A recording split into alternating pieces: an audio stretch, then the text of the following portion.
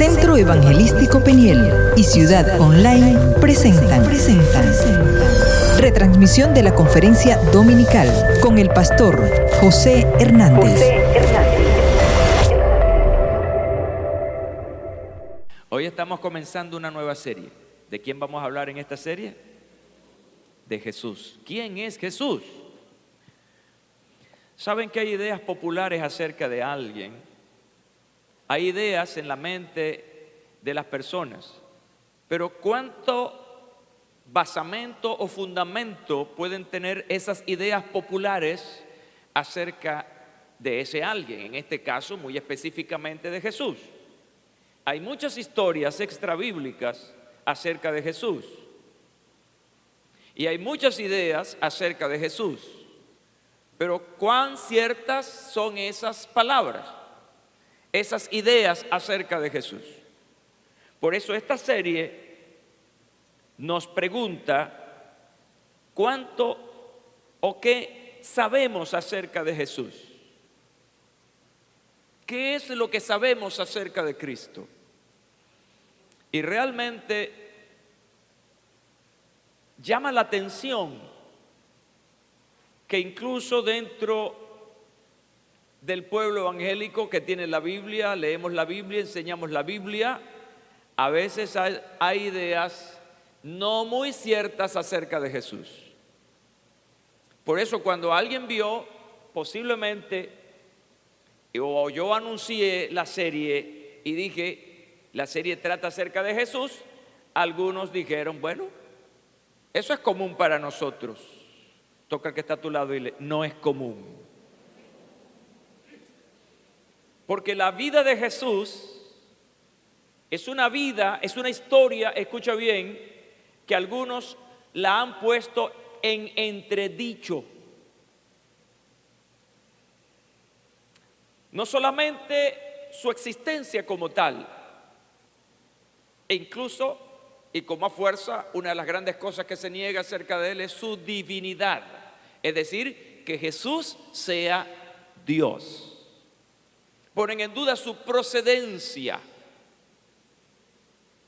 Jesús no tiene una procedencia natural, es una procedencia eminentemente divina que se combinó con lo humano para llegar a una cosa que se llama encarnación.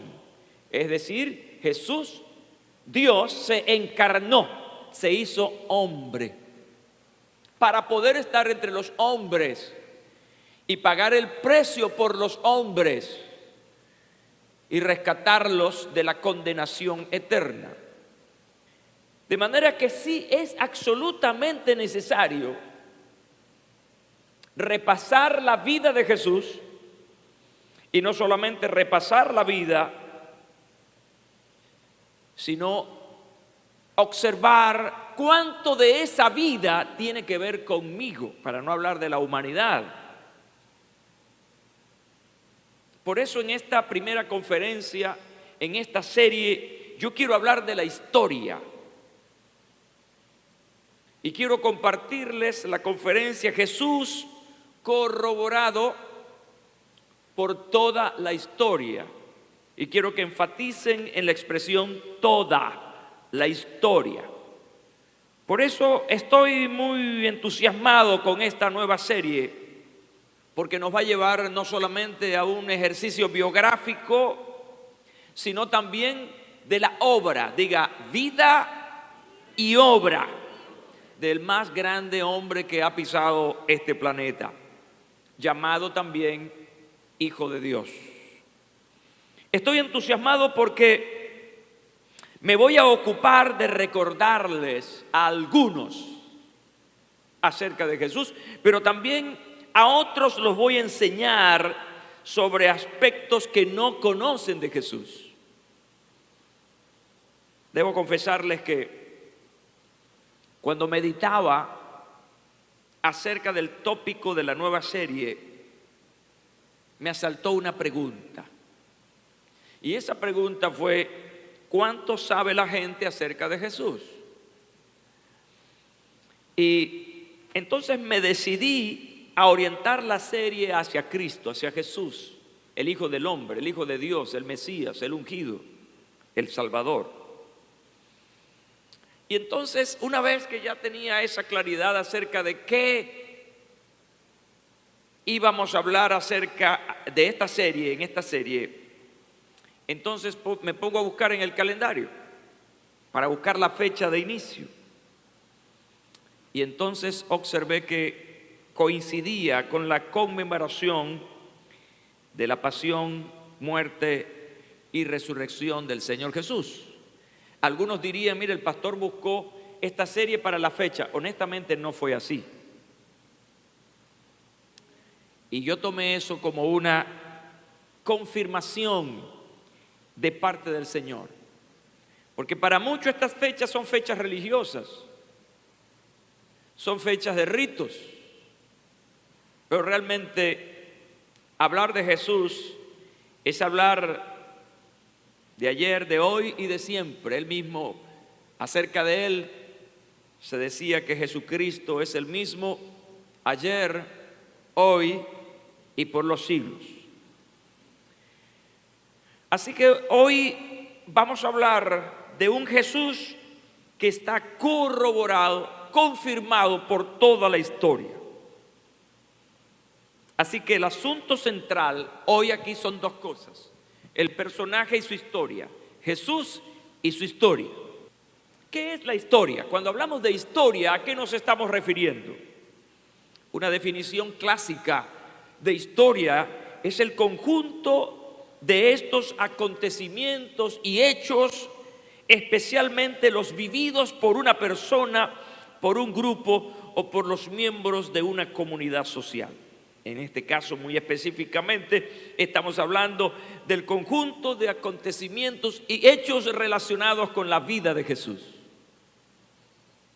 No va a ser una serie profunda, con mucho análisis, pero sí lo puntual, lo necesario por razones de tiempo. Leí algo que me interesó y quiero compartirlo con ustedes hoy. Suele decirse en la investigación en historia antigua que testis uno y testis nullus,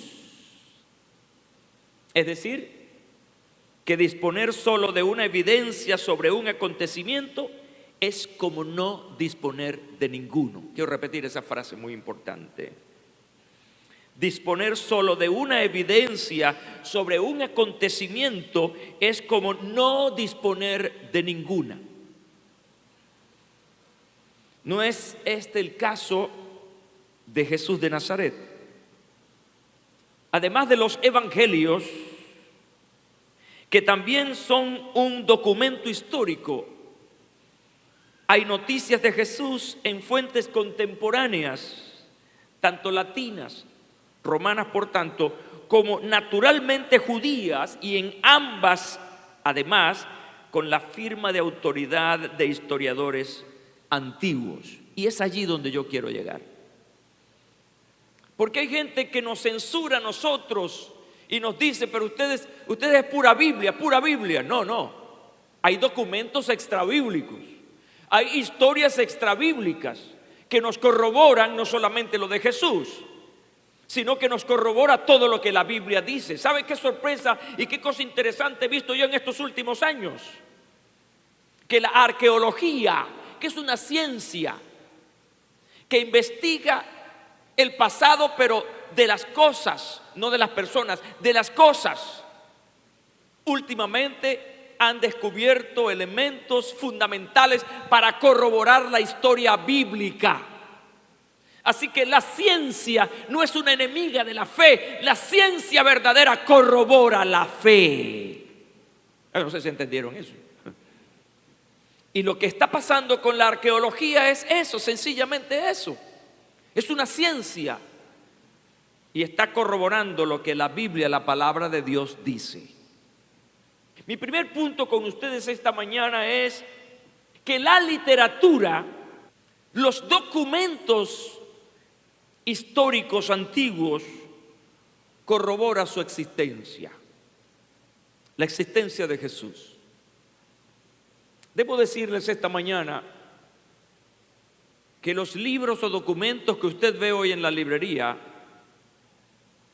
es información contemporánea, pero existe mucha literatura antigua, es decir, o muy cerca de la fuente o que estaban con la fuente, como de hecho son los evangelios, pero no nos estamos refiriendo a los evangelios como tal, nos estamos refiriendo a otra literatura muy cerca de la vida y de los acontecimientos que rodearon la vida del Señor Jesús.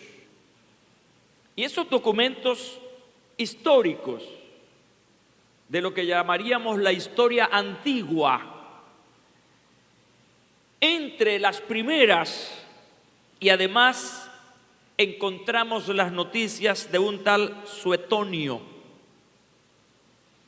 que alude a Cristo en la vida de Claudio o de Plinio el joven. Estamos bien lejos en la historia. Y este autor hablaba sobre aquel en la correspondencia que mantuvo con Trajano y destaca la noticia del libro 15 de los Anales de Tácito, seguramente la obra histórica, escuche bien, de más reputación metodológica del mundo. Pues ese documento hace referencia a Jesús. Otro detalle importante tiene que ver con el erudito griego Luciano de Samosata. Allá en el siglo II después de Cristo, habla de Cristo como un personaje histórico. Quiero dejar claro entre ustedes dos cosas muy importantes. La aceptación del Cristo histórico lo que nos dice es que existió. ¿Están conmigo? Es decir, la gente incluso acepta que Jesucristo existió y evalúan su obra, pero lo evalúan dentro de un contexto humano. Y eso es lo que se refiere al Cristo histórico. Pero la Biblia, la palabra de Dios, no solamente nos dice acerca del Cristo histórico, de que existió y toda su obra, sino que magnifica su vida desde el punto de vista de presentarnos al Cristo divino, al Cristo Dios. Así que encontramos dos grandes tendencias en el mundo: aquellos que aceptan solamente al Cristo histórico, pero gloria a Dios por los que estamos aquí, que aceptamos al Cristo, el Hijo de Dios, el que vino del cielo para salvarnos de la condenación eterna. Ahora, también tenemos información de los autores judíos. Conseguimos también literatura religiosa de los judíos, de la religión judía, el Talmud. Tiene que ver con las antigüedades judaicas. Y allí estuvo un autor muy conocido, tengo un par de libros históricos de él, Flavio Josefo. Y Josefo escribe hacia los años 90 del siglo I después de Cristo.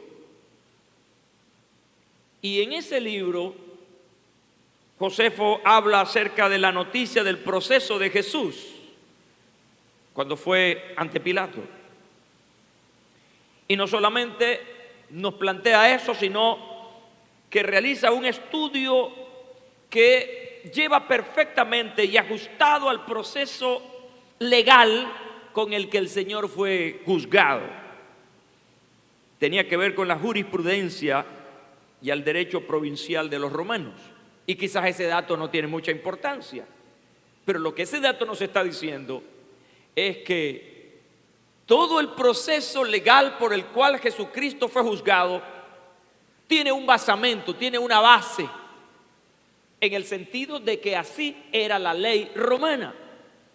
Por lo tanto, ese es un dato importantísimo que da como consecuencia un valor legal histórico.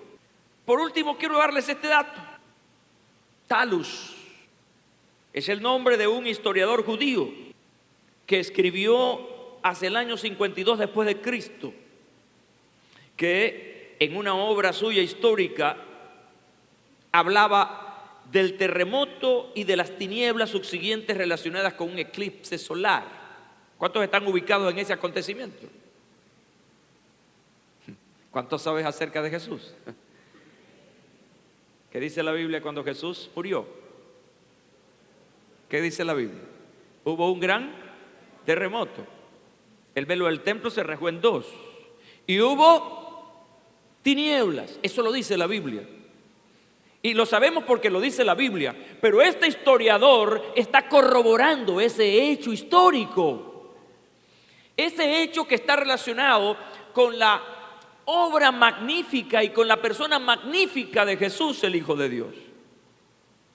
Si ustedes me están captando hacia dónde los estoy llevando esta mañana en este abrir de la serie, es que no solamente nosotros creemos por lo que dice la Biblia, sino que lo que dice la Biblia nos da la fortaleza para aceptar lo que historiadores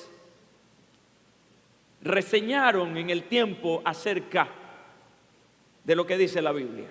En otras palabras, y yéndome hacia el título de mi conferencia de hoy, Jesús es corroborado, es evidenciado por los históricos más lejanos de nuestra época. Y eso a ti como cristiano, escucha bien, estoy hablando de tu conciencia cristiana, debe darte no solamente información, sino que debe apuntalar tu fe. Tu fe debe ser sin lugar a dudas. No hay nada que tú puedas dudar acerca de Jesús por lo que enseña la Biblia, la palabra de Dios. Así que tú debes andar con tu frente en alto, sabiendo que el Cristo que tú crees y predicas es el Hijo de Dios, el Salvador, es aquel que ha elevado tu alma.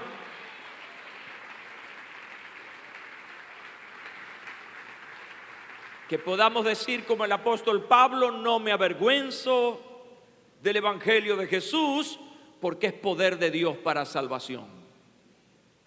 Estos datos que les he dado son vitales para la credibilidad extrabíblica de la existencia de Jesús.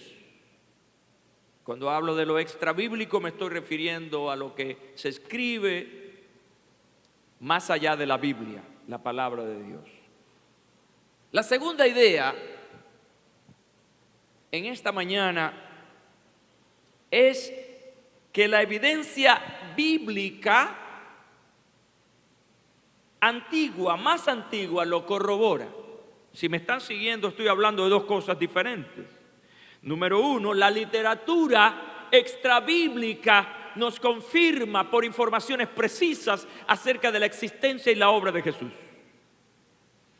Y la segunda idea donde quiero ponerlos en contexto es entonces acerca de la evidencia bíblica más antigua. Ahora estamos hablando de la Biblia. Y cuando hablamos de eso, tengo que ir a las palabras de Lucas, porque Jesús está extrapolando, es decir, está llevando de su presente al pasado, está tratando de ponerlos a ellos en conciencia de este presente donde lo están viendo a él, pero de lo que dice la Biblia, las Escrituras acerca de él. Puesto que muchos han intentado poner en orden un relato acerca de las cosas que han sido ciertísimas entre nosotros, así como nos las transmitieron los que desde el principio fueron testigos oculares y ministros de la palabra, me ha parecido bien también a mí, después de haberlo investigado todo con diligencia desde el comienzo, escribírtelas en orden, oh excelentísimo Teófilo, para que conozcas bien la verdad de las cosas en las cuales has sido instruido. Así que Lucas está yendo al pasado, investigando para traer al presente una relación importante con los hechos que en su momento estaban ocurriendo. Entonces, ¿hacia dónde quiero llevarlos? Quiero llevarlos al pasado de Cristo a su pasado más remoto. Cuando usted ve la palabra de Dios y seriamente lee la palabra de Dios, usted se va a dar cuenta que en Jesucristo, estamos hablando ahora de la Biblia, en Jesucristo se cumplen todas las profecías que hablan de Él en el Antiguo Testamento. Nos estamos refiriendo entonces a la literatura bíblica más antigua. ¿Cuál es? Bueno, el Antiguo Testamento. Y sabemos que son muchas las profecías relacionadas con Jesús en el Antiguo Testamento. Algunos cuentan que son más de 300 profecías en el Antiguo Testamento relacionadas con Jesucristo. Más de 300 profecías. Y esas profecías son variadísimas acerca de ese futuro Mesías, de ese ungido, de ese Salvador que vendría al mundo. Y esas profecías eran tan precisas que hablaban acerca de la persona de Jesús, hablaban de sus acciones, su doctrina. Y lo interesante de esto para los estudiosos de la Biblia acerca de Jesús en el Antiguo Testamento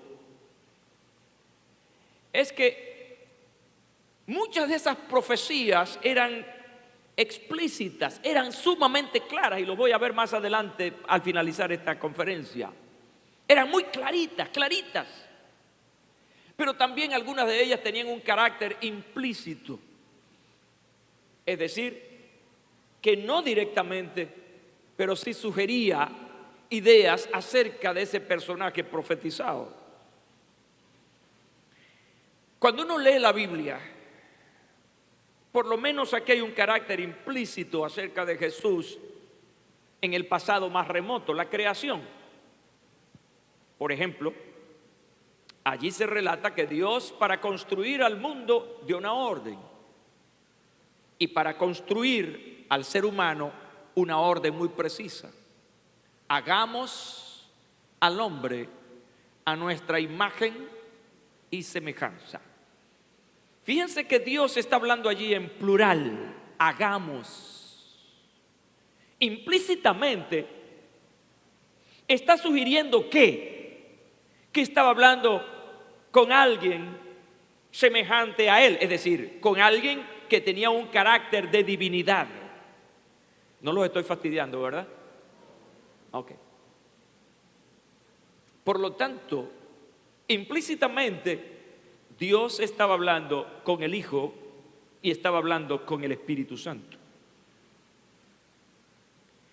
Y ya en ese primer momento nosotros encontramos a Jesús involucrado en la creación. Y cuando usted lee, ya en el Nuevo Testamento, Jesús y los escritores acerca de Jesús nos hablan de que Él estuvo desde el principio de la creación. Por eso es maravilloso leer toda la Biblia.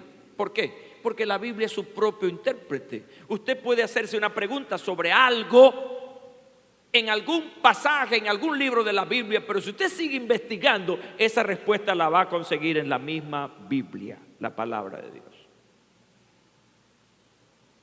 Hay un pasaje interesante, interesantísimo, en Génesis capítulo 3, versículo 15, que está enfocando desde ese presente que se dio esa palabra a un futuro lejano. Pondré enemistad entre tú y la mujer, y entre tu simiente y su simiente. Él te herirá en la cabeza y tú lo herirás en el talón. ¿Con quién está hablando Dios aquí? Está hablando con la serpiente, recuerden, con Satanás. Y en ese pasaje y en ese acontecimiento remoto se estaba hablando precisamente de Jesucristo. Usted no ve que el nombre de Jesús está allí. Pero cuando vas a la Biblia, en el Nuevo Testamento, te encuentras en el cumplimiento de esta palabra. Es decir, como Adán trajo el pecado y la muerte al mundo, y a su pueblo. Un otro Adán traería la justicia y la vida a su pueblo. Él, Cristo Jesús, algún día aplastará a Satanás, aunque él sería herido al intentar pisarle la cabeza al diablo. Exactamente. Isaías dice que el Señor fue herido por nuestras rebeliones. Y ciertamente Jesús murió en la cruz. Pero la muerte y la resurrección de Jesús no es otra cosa que la victoria sobre el pecado, sobre el mal. Por eso, no solamente en esta época tradicional celebramos la vida de Jesús, la resurrección de Jesús, sino que un cristiano verdadero y genuino está celebrando la vida y la obra de Jesucristo todos los días de su vida.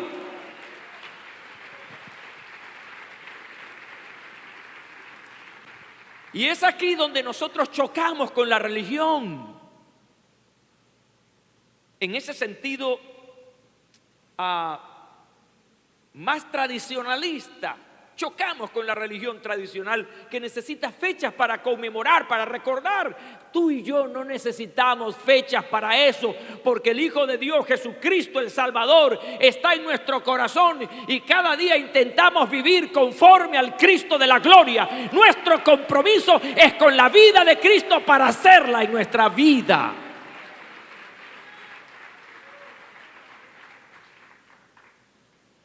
Yo honestamente les digo, yo no soy muy dado a las tradiciones. Porque como predicador y hombre de Dios todo el tiempo estoy hablando de Jesús. Pero no solamente hablo de Jesús, intento vivir a Jesús. Toca al que está a tu lado y dile, para recordar a Jesús es necesario vivir a Jesús. Quiero dar un rápido pasaje sobre algunas, muy pocas profecías que dan cuenta de los detalles relacionados con Jesús. Por ejemplo, Miqueas es un profeta menor. Miqueas capítulo 5 versículo 1 hace referencia al nacimiento en Belén. Y tú, Belén Efratá, tan pequeña entre los clanes de Judá, escuche, de ti me nacerá el que debe gobernar a Israel. Sus orígenes se remontan al pasado, a un tiempo inmemorial. Qué interesante, ¿verdad? ¿Sabe qué nos dice esas últimas palabras? Nos habla acerca de la preexistencia de Jesús. Lo que indica la preexistencia es que Jesús existía antes de que fuera. ¿Y qué nos dice eso? Nos habla de su divinidad. Nos habla del cielo, de la gloria. Y este profeta está diciendo, alguien que ya ha existido siempre va a venir. Y el detalle interesante es el lugar de su nacimiento. ¿Cuántos siglos atrás este profeta pequeño está diciendo que en Belén iba a nacer el Hijo de Dios? Hay otro detalle interesante aquí. Isaías capítulo 7 versículo 14. Por tanto el Señor mismo os dará señal. He aquí que la Virgen concebirá y dará a luz un hijo y llevará por nombre Emmanuel. ¿De quién está hablando? Está hablando de su madre. ¿Quién sería su madre? Sería una mujer virgen. Pero solamente eso, sino que está dando el detalle del nombre que tendría ese niño, Emmanuel. Y ya sabemos que la palabra Emmanuel se traduce como ¿qué? Dios con nosotros. Qué interesante, porque ya nos está diciendo que no sería una persona cualquiera, común. Sería alguien que iba a romper todos los designios, iba a romper la historia. De hecho la dividió. Y la razón por la cual surgió eso es sencilla, porque no era un hombre común, era Dios entre nosotros, Dios con nosotros. Bendito sea su nombre para siempre. Hubo un acontecimiento importante que registra el Nuevo Testamento, que fue la matanza de los niños, de los inocentes, por Herodes. Jeremías profetizó acerca de esa calamidad, de ese holocausto.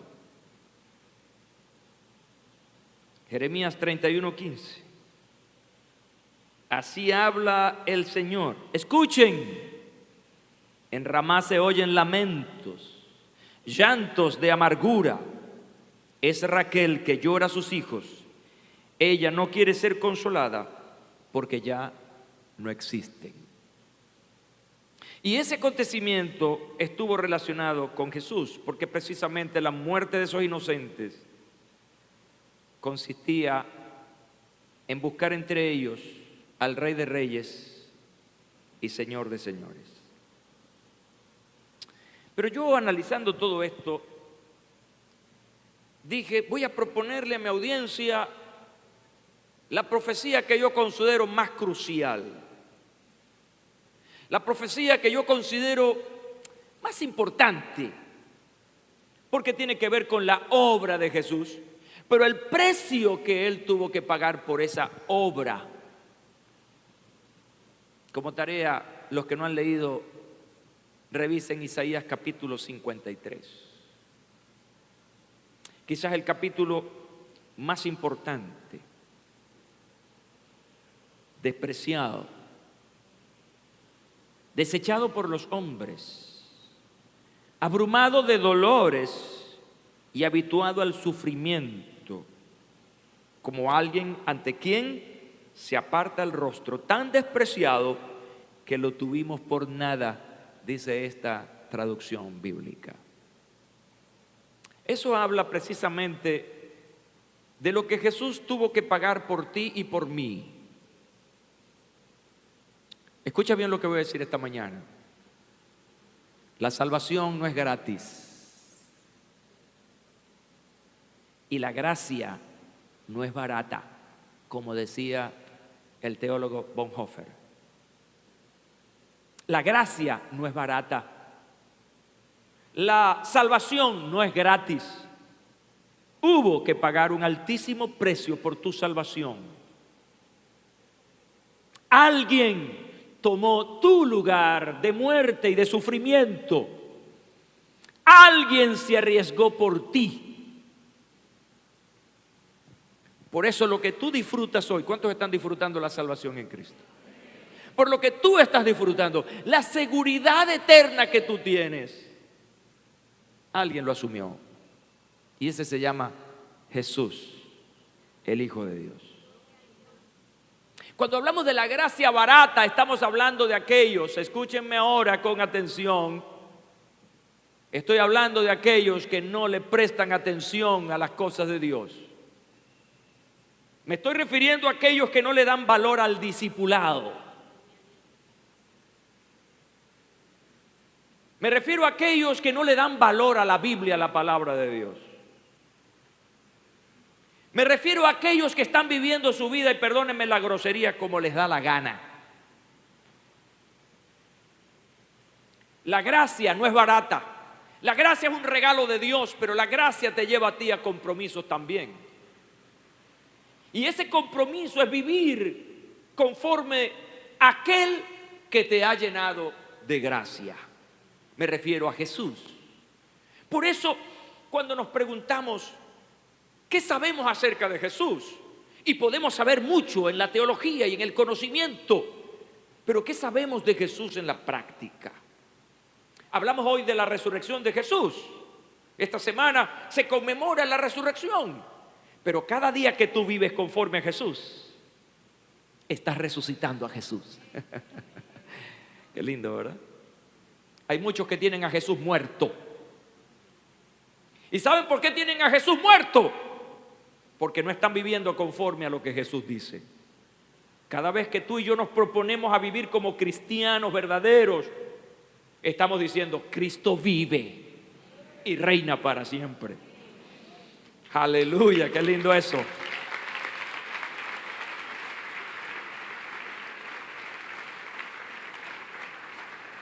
Así que la gracia no es barata. La gracia barata, ya saben ustedes quiénes la practican. Tú y yo no asumimos eso, esa gracia barata, porque intentamos vivir cada día como Jesús nos ha pedido que vivamos. Quiero cerrar con esta tercera idea. Hablamos la primera idea acerca de la literatura más antigua. Historiadores de un pasado lejano, no creyentes, que escribieron datos o detalles acerca de Jesús, lo cual revela una cosa importante, la existencia de Jesús, o lo que llamamos el Cristo histórico. La segunda idea que les planteé, entonces me fui hacia la antigua de la Biblia, es decir, el Antiguo Testamento. Lo que indica que cuando Jesús vino y se apertura lo que pudiéramos llamar el Nuevo Testamento, esas acciones, esas vivencias ya habían sido de alguna manera anunciadas, su venida. Ahora quiero llegar a un tercer punto. Es el punto donde Jesús mismo se corrobora. Donde Jesús mismo dice quién es Él. Lo que indica no solamente que fue profetizado en el pasado, sino que esa profecía se cumple con Él mismo y es lo que Él, entonces, en su ministerio terrenal y personal, reveló a las gentes. Escuchen esto. Voy a leerlo textualmente. Jesús estaba en la sinagoga. ¿Saben que creo que es el mismo Lucas que dice que Jesús acostumbraba ir a la sinagoga? Es decir, Jesús se congregaba. Algunos que queremos ser mejores que Jesús y no necesitamos congregarnos. Pero Jesús se congregaba. Y escucha bien, esto es interesante, esto es una aplicación interesante. Jesús no solamente se congregaba, sino que también participaba. Diga conmigo, me congregaré siempre y participaré.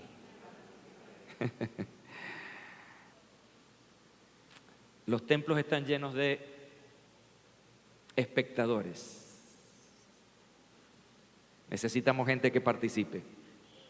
Y cuando yo digo de participar, no me refiero a estar aquí en el púlpito. No cabríamos todos aquí. Pasarían años para que cada uno de ustedes participe. Pero me refiero a la participación de ir a la calle. Ir a la calle allá en el evangelismo masivo. Ir a los hospitales para ayudar a la gente que está allí. Montarse en una camioneta del transporte público y hablar de Jesucristo. Establecer en tu casa un grupo familiar y convertir tu casa en un lugar de predicación. Me refiero a servir en los diferentes ministerios de la iglesia. Eso es participar. Nadie va a crecer a menos que participe. ¿Están conmigo? Nadie va a crecer a menos que participe. Un deportista, para crecer en su área, tiene que participar. Y eso se llama entrenamiento. Se llama el uso del recurso del tiempo que tiene que invertir allí. La disciplina, todo eso forma parte de su participación para su crecimiento. Así que Jesús estaba en la sinagoga y estaba leyendo. Otro detalle, Jesús leía la Biblia. Y estaba leyendo en ese pasaje, según lo dice Lucas en su capítulo 4. Escuchen. Fue a Nazaret, donde se había criado, y conforme a su costumbre, el día sábado, entró en la sinagoga y se levantó para leer, y se le entregó el rollo del profeta Isaías. ¿Cuántos quieren un rollo? Eso es mucha complicación, ¿verdad? ¿Qué rollo se le entregó? El del profeta Isaías. Y cuando abrió el rollo, encontró el lugar donde estaba escrito. Quiero hacer un comentario aquí especulador. ¿Sabía Jesús dónde iba a abrir? ¿Fue una casualidad o una causalidad? Era una causalidad, él sabía. El Cristo ese más intencionado. Él sabía, claro. ¿Por qué? Porque él se estaba corroborando a sí mismo. ¿Están conmigo, verdad? Él estaba demostrándole a ese auditorio que el que estaba frente a ellos no era cualquier rabino, no era cualquier persona, era Emmanuel, el Hijo de Dios, que estaba ahora entre ellos. Y entonces comienza a leer: el Espíritu del Señor está sobre mí, porque me ha ungido para anunciar buenas nuevas a los pobres. Me ha enviado para proclamar libertad a los cautivos y vista a los ciegos, para poner en libertad a los oprimidos y para proclamar el año agradable del Señor. Versículo 20. Aquí viene lo contundente. Después de enrollar el libro y devolverlo al ayudante, se sentó, y los ojos de todos en la sinagoga estaban fijos en él. Entonces comenzó a decirles, mire lo contundente: hoy, exactamente hoy, se ha cumplido esta escritura en vuestros oídos. Todos daban testimonio de él y estaban maravillados de las palabras de gracia que salían de su boca, y decían: ¿no es este el hijo de José? Implícitamente Jesús estaba diciendo: esta profecía se cumple en mí. Yo soy ese de quien ha escrito Isaías. Y este pasaje lo tomé porque es un pasaje que nos lleva directamente a esa autocorroboración. Yo soy el Cristo. Yo soy el Hijo de Dios. Y lo interesante es que a partir de esa declaración encontramos a un Jesús salvador, sanador, que resucita muertos, que le habla al mar y le obedece, que a los espíritus inmundos, al diablo mismo, diablo, lo reprendía y se sujetaba. Y con todo eso Jesús en sus obras estaba corroborando que ciertamente era ese de quien Isaías había hablado: el Espíritu del Señor está sobre mí. Pero no solamente allí, a campo abierto, en las calles. Los fariseos, que fueron sus enemigos naturales, sus acusadores, perseguidores, ellos rehusaban creer en él. Ellos no podían aceptar que él era el Hijo de Dios, y muchas veces lo catalogaron de blasfemo, de hereje, por decir o hacer cosas que solamente, decían ellos, Dios puede hacer. Pero entonces les dice allí: escudriñad las Escrituras, ya que en ellas esperáis tener la vida eterna. Y termina Jesús esa frase diciendo: ellas testifican de mí. ¿No quieren creer en mí? Bueno, busquen la palabra de Dios. Busca la Biblia. Yo quiero hacer una aplicación rápida a esto. Hay gente que no cree en lo que usted le está predicando. Y entonces se genera esa discusión. No discuta. Mándenlos a leer la Biblia. Y bueno, Jesús lo dijo: ¿no quieren creer en mí? Mátense ustedes mismos y lean las Escrituras, porque ellas son el documento preciso para dar testimonio del Señor. Mire este hecho interesante. Evangelio según Marcos. Dice este pasaje: en aquellos días vino Jesús desde Nazaret de Galilea, y dice que fue bautizado por Juan en el Jordán. En el instante en que salía del agua, vio los cielos abiertos y el Espíritu como paloma que descendía sobre él, y una voz se hizo oír de los cielos: tú eres mi Hijo amado, en quien tengo mis complacencias. ¿Y eso fue dónde? Fue un acto público. No fue metido en una casa allí escondido, no, fue un acto público, donde mucha gente estaba allí.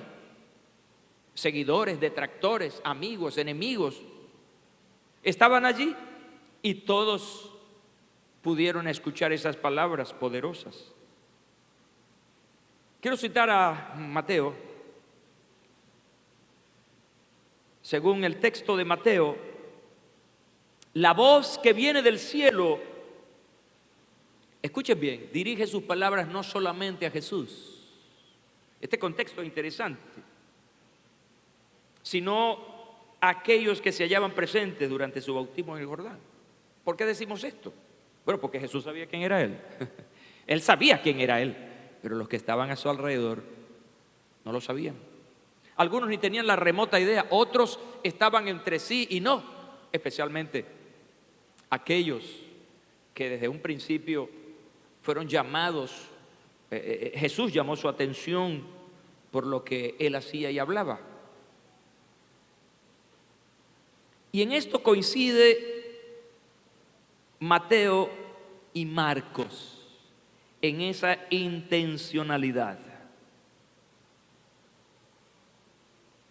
Otro acontecimiento importante donde Jesús se corrobora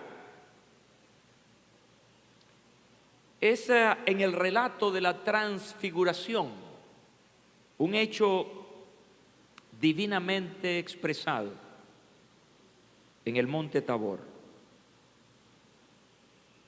Mateo capítulo 17. 6 días después, Jesús tomó a Pedro, a Jacobo y a Juan su hermano, y los llevó aparte a un monte alto, y se transfiguró delante de ellos, y resplandeció su rostro como el sol, y sus vestidos se hicieron blancos como la luz. Y he aquí, les aparecieron Moisés y Elías hablando con él. Entonces Pedro dijo a Jesús: Señor, bueno es para nosotros que estemos aquí. Si quieres, hagamos aquí 3 enramadas, una para ti, otra para Moisés y otra para Elías. Escuchen.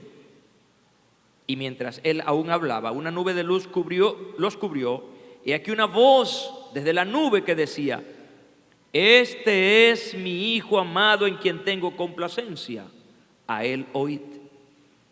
Dice que al oír esto los discípulos se postraron sobre sus rostros y tuvieron gran temor.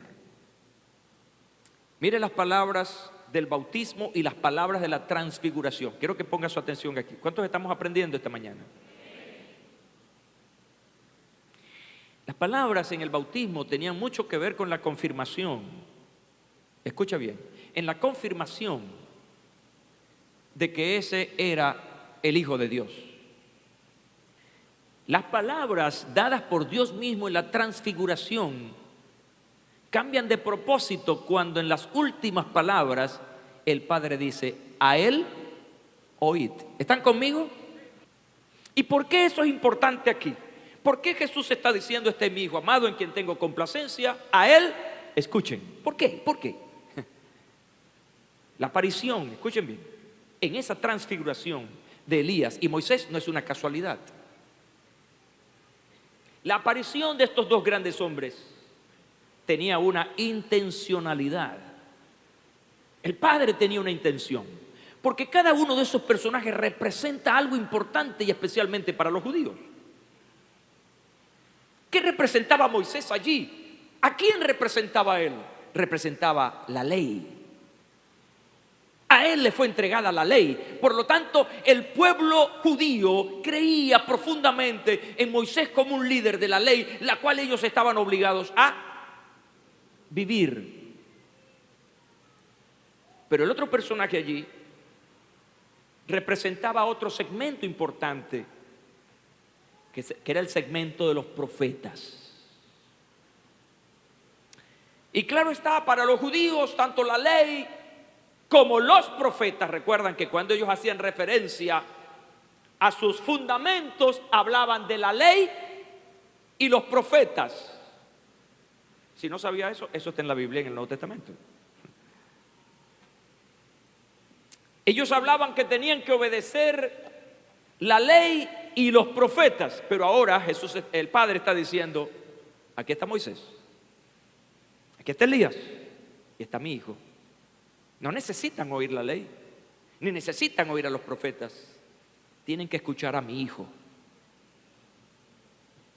Así que ahí tenemos tres grandes representaciones. Tenemos la ley representada por Moisés. Tenemos los profetas representados por Elías. Pero también tenemos algo nuevo que se llama gracia. Diga conmigo a la cuenta de 3, gracia. 1, 2 y 3. A la orden. Bueno, son dos cosas distintas. Gracias que gracia. Entonces, ¿a quién vamos a oír ahora? Van a oír al que representa la gracia. Y de eso vamos a estar hablando en esta serie. Lo que Jesús nos trajo, su gracia. De eso vamos a hablar más adelante. Dígale al que está a su lado: no te pierdas lo que viene, porque es mejor. Cierro con estas palabras de Jesús. Hay un paralítico que quieren traer para que el Señor lo sane. No hallaban cómo, porque la casa donde Jesús estaba repleta de gente. Así que estos tipos inventan algo. Y el primer descensor, porque no fue ascensor, el primer descensor en el mundo estuvo en esa casa. Dice que hicieron descender al tipo del techo y se lo pusieron al Señor al frente. Y estos tipos comenzaron a decir: Jesús le perdonó los pecados. Y comenzaron a criticarlo sus enemigos. ¿Quién es este que perdona pecados? Porque solo Dios puede hacerlo. ¿Y qué le dijo Jesús? Bueno, chamo, para que ustedes sepan, para que crean que yo no solamente tengo poder para perdonar pecados, le dijo al paralítico: toma tu lecho y vete a tu casa.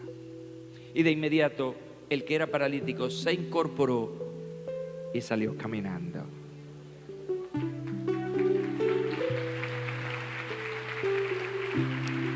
Gloria a Dios para siempre. Centro Evangelístico Peniel y Ciudad Online presentó retransmisión de la conferencia dominical con el pastor José Hernández.